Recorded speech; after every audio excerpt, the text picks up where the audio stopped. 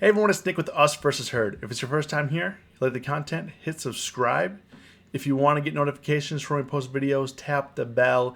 And if you haven't yet subscribed to our brand new Options Trading Live channel, go hit the link in the description below. I go live there pre-market and after-market. And if you haven't yet joined the UVH fam, links are below in the description as well to our Discord and our free options trading group on Facebook.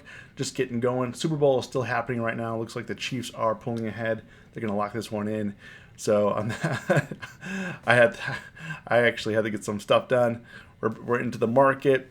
And right now, S&Ps are up 17, Dow's up 149, NASDAQ up 59.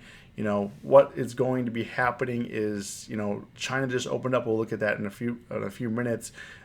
They're trading. But I don't know if you guys noticed, but the coronavirus news definitely was a lot less this weekend than it was last weekend. Last weekend was super, super heavy. This weekend has died down a little bit. So I don't know. We got to see what happens. So like this weekend ahead, I'm trading very cautious. Yes, we had a 600 point down Dow day on Friday. You know, futures are bouncing back, so we got to see how this pricing works out, see what happens. And also we have a lot of earnings this week and a lot of reports.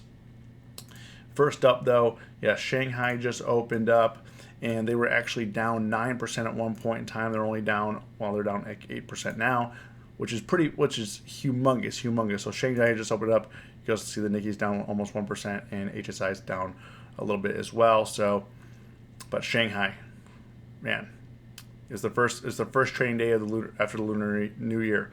So what I'm looking at, you know, this week, looking for some opportunity. FXI back in the buy zone right here. I'm not looking to buy right now, but it is really down at 39 is usually the buy area for FXI. You know, it has reached as low as 37. I'm not looking to buy it right now. I'm just trying to see if I do want to buy FXI or not, and see kind of where the coronavirus, how if there's some more positive news start to come out or not. So right now I'm kind of hands off, just watching. I've been trading very, very slow and just been taking it easy. There's a lot of things to trade right now. We don't have to get caught up in China if we don't want to, you know, and it's really up to you for what trades you put on and what trades you take off. So like I said, there's a lot of reports this week. Tomorrow we have manufacturing PMI, we have construction spending and motor vehicle sales and ISM manufacturing index.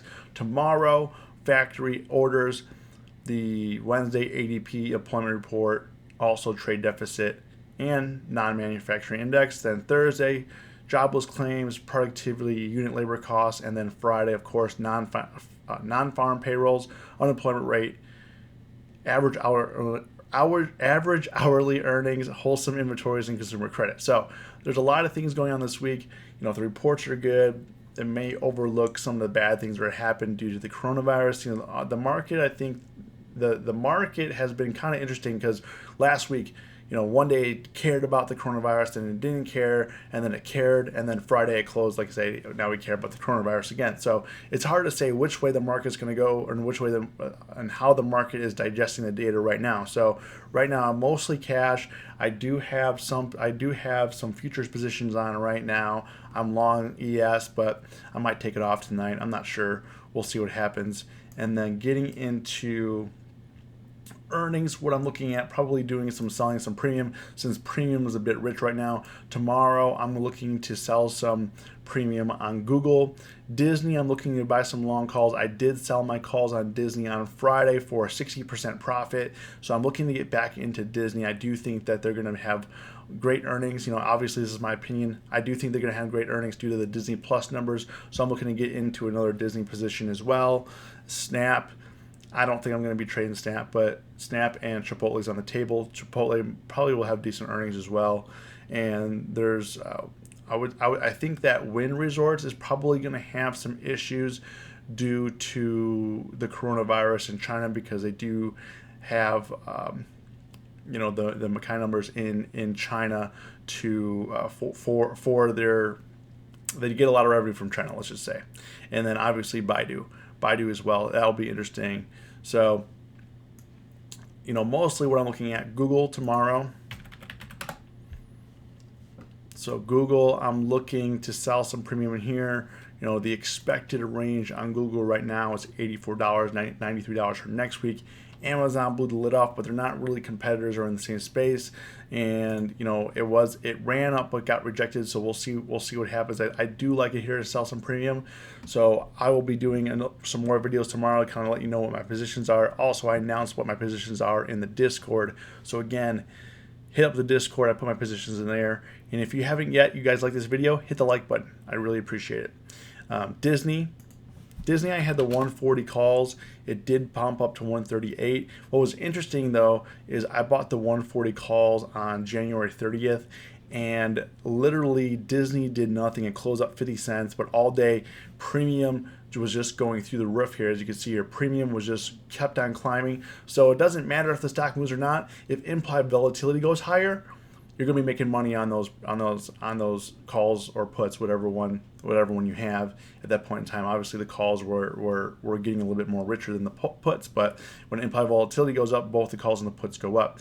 So if you're debit, that's good. If you're credit, not good. So if you're selling premium, not good when you put a position on and then premium continues to go higher. Obviously, after earnings, there's going to be a premium crush, but we got in at a good time, and I sold them even though Disney didn't even move, made 60% on a non-move, which was pretty sweet. And I wasn't sure where we were going to open up on Monday, so I took the money. So I'm definitely still interested in the 140 calls come tomorrow. I'm going to be looking at getting into those again, I'm probably going to do February 14th again. I was in the February 14th 140 calls. I might look at the 141s or 142s, depending on what the pricing is and if we get a big gap up or not. I probably should have held them, but with the 600-point down day on the Dow, you just don't know. It was handling it very well. There was that, but you just don't know. So at this point, when you're up 60%, take the profits. So this week is going to be very busy. I'm going to be just taking it slow, playing the earnings, just seeing how it goes. Let me know what you guys are trading below. Drop what you're watching. If you watch this video to the end, comment watch to the end. Drop your watch list below. As always, stay safe, stay green. It's us versus herd.